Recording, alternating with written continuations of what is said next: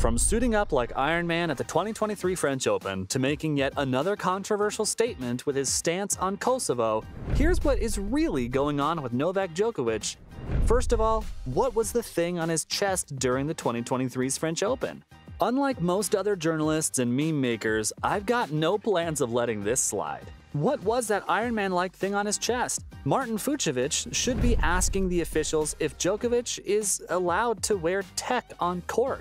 Because last time I checked, something of that sort shouldn't be allowed on a tennis court. So for those of you who don't know, let me fill you in. During the second round match at Roland Garros in 2023, Djokovic survived a marathon first set before destroying his Hungarian counterpart in 3 sets to make it through. Nothing surprising about that. He takes a while to get started, doesn't he? A bit like a machine, which is what most of the fans thought Djokovic was. When doing that tough first set, he took off his shirt and had something taped right in the middle of his chest. It was a bizarre little metal disc, and something that you don't see every day. Some believed it was a Q magnet, an item used to treat pain and helps with injury recovery. Given the tough demands of tennis, it wouldn't surprise me if that was true, but memes turned into major speculation later during the very match, when Djokovic was handed a replacement delivered by a ball girl who'd been handed the disc directly from his team. I don't know about you folks, but this doesn't seem entirely okay to me. No, it's not to say that the disc was illegal, but there should have been more clarification as to what it was.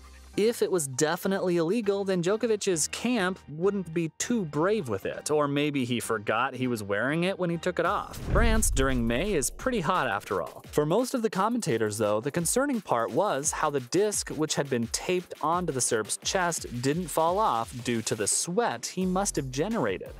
Asking the right questions, aren't we? Shameful.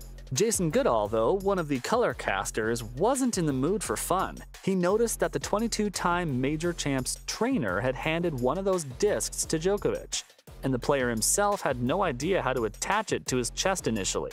First, he tried putting it on over his chest, then under the bottom. He did get it there eventually, and whatever it was worked like a charm too, cause Novak destroyed Fucsovics after battling through the first set, bageling him in the second and sending him packing after the third.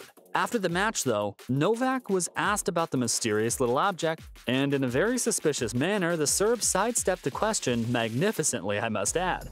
He refused to go into detail about it, joking that as a kid he always liked Iron Man, and that's why he's been trying to impersonate him.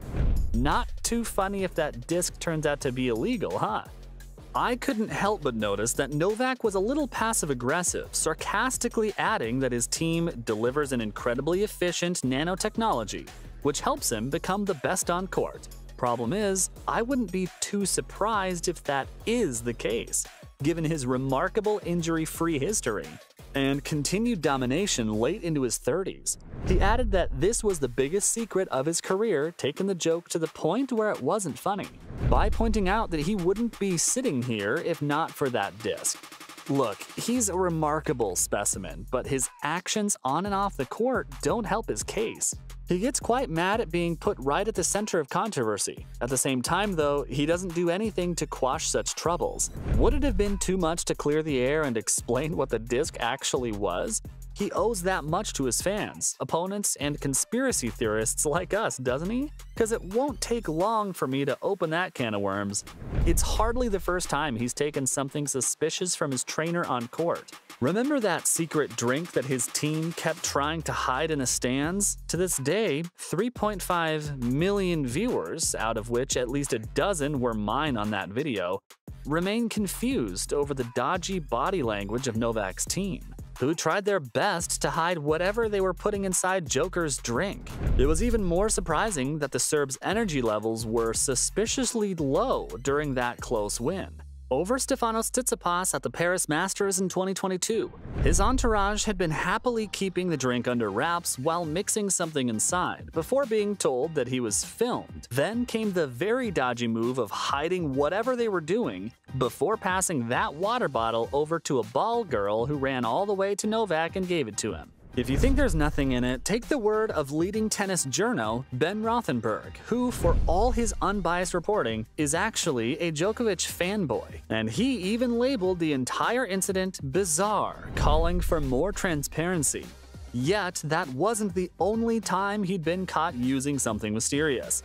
Because that very year at Wimbledon, Djokovic inhaled something.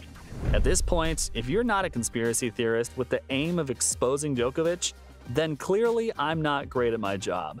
But no, on a serious note, there was something very strange at 2022 Wimbledon, when Novak tried to inhale something from his plastic bottle during the break. This man will put anything in his body except for the vaccine. What people found terribly weird about it all was how the eventual Wimby champ that year looked towards his box, as if asking for approval, and once he got the nod, he inhaled whatever it was in the bottle.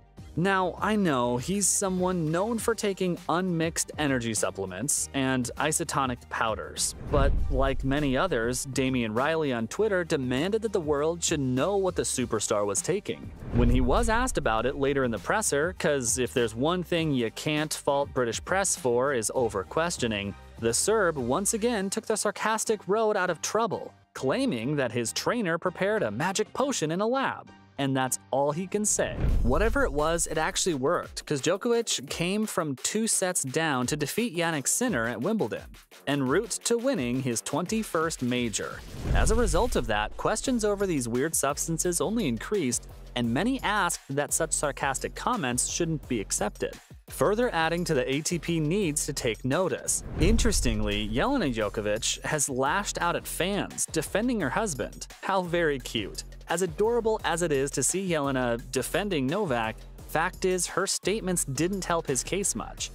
This is someone who has refused to take the COVID vaccine, and with such stubbornness that he's missed a number of majors. It was truly absurd.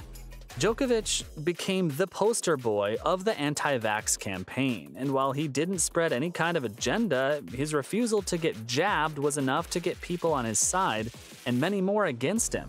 Then you've got Jelena claiming on social media that no one should force her husband, and that he'll talk when he's ready to talk. Honey, this isn't some trauma response. He could be doing something bizarrely illegal, and no one's forcing him to talk anyway.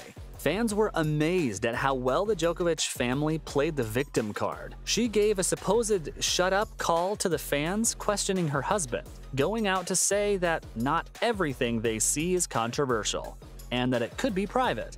Well, I don't know what to make of that. As far as controversies are concerned, that's Djokovic's own doing. This man doesn't know when to stop. At the 2023 Roland Garros, if it wasn't enough that he was being likened to Tony Stark's Iron Man, the Serb also went one step ahead and brought a whole host of politics in the sport with his post-match message on the camera. After winning one of his early rounds matches, Djokovic scribbled on the camera that Kosovo is the heart of Serbia. It was a nod from Novak how Serbia had never formally accepted Kosovo's declaration in 2008, despite being officially recognized by 100 countries. French Minister Amélie Oudéa-Castéra claimed that the message was very activist and political, and how there's no space for that in sports. Thousands of other fans tore into the former world number 1. Kosovo's head of Olympic Committee, Ismet Krasniqi, also joined in, adding that the 22-time major champ had promoted nationalist propaganda and had no remorse for raising the level of tension and violence between the two nations. Like I said, this man can't stay away from controversy. So from his controversial stance against Kosovo to suiting up like Iron Man at the 2023 French Open, here's what's really going on with Novak Djokovic.